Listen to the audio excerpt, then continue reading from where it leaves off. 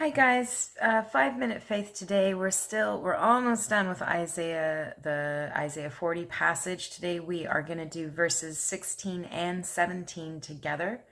In the New King James that says, "And Lebanon is not sufficient to burn, nor its beasts sufficient for a burnt offering. All nations before him are as nothing, and they are counted by him less than nothing and worthless."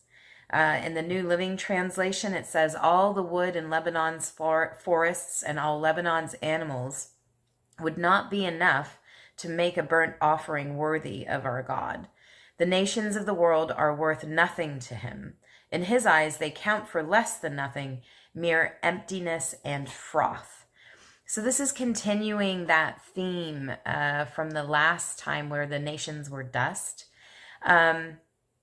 And I think it's been something that I've been studying with my Bible study ladies recently, is this idea that the external, the tangible, the physical things, the trappings of this life, they are literally worth nothing to God.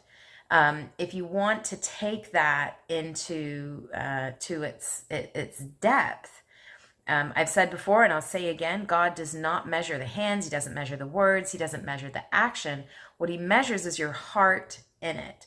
So he's where God sees value, the works that we do here that will not burn in the fire, the ones that are precious metal and will have eternal value. Those are works that are driven by a heart that desires God's way. Right? So I can do the same action out of two different motives, two different hearts, and one will have great value to God and the other will have none.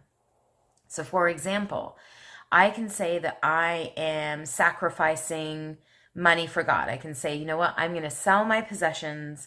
I'm going to go out and become a street preacher, and I'm going to rely on God for my income.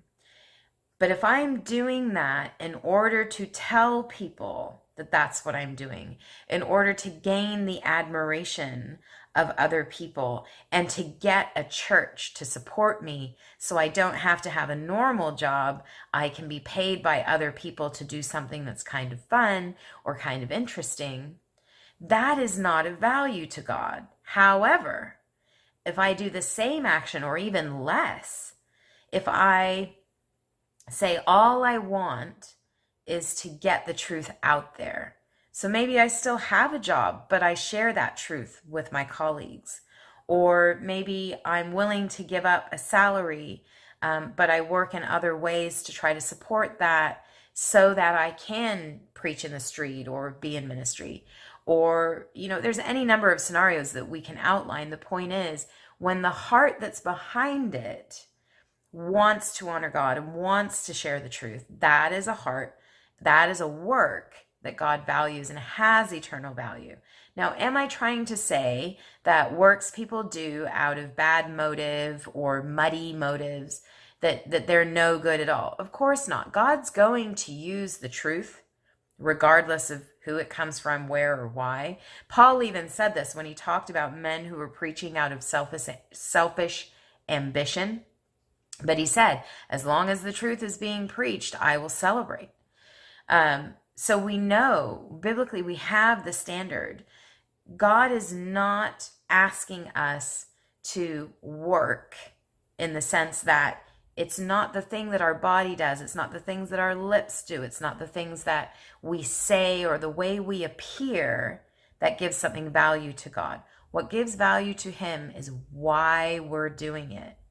So take comfort in the fact that when God says, there literally isn't, using Lebanon as an example in this passage, it was the richest land available at the time. So it was greatly admired. And Isaiah is saying literally, there is nothing, of the physical, tangible world that's of value to God. There's nothing that's good enough for him. There's nothing that we could offer that would be sufficient to recognize who he is and what he does. And he says the things of this world, the nations of this world, which are the biggest powers as far as in a human sense, in a worldly sense, a nation is a great deal more power than an individual, right? And yet he says they're nothing, emptiness and froth. These have no impact on God. They have no value to him in and of themselves. It's all about the heart.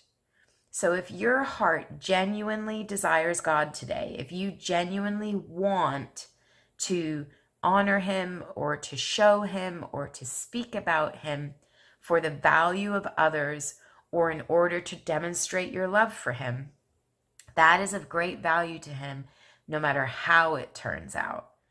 But be careful identifying things or people or ministries or tangible worldly circumstances and believing those to somehow be of value to God.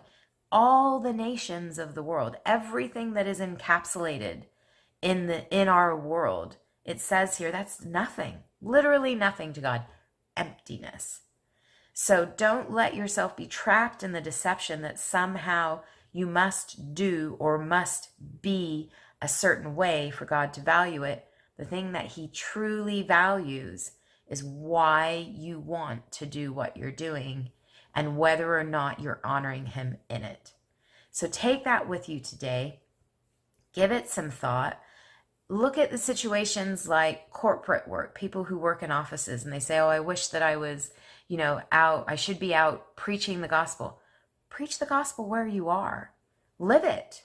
Show people Christ's love. Be unconditional.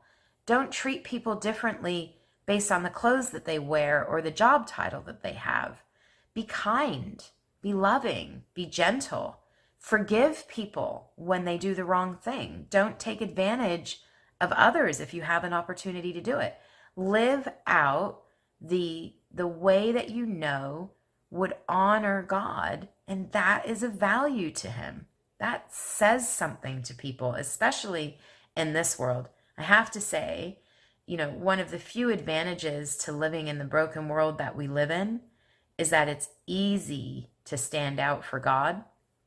So I would encourage you today to start asking the Holy Spirit to help you see how you can strip away those focuses on the tangible, on the worldly things, the things that human beings value, and start to see the things in your life that have value to God and depth to God, that aren't empty or hollow.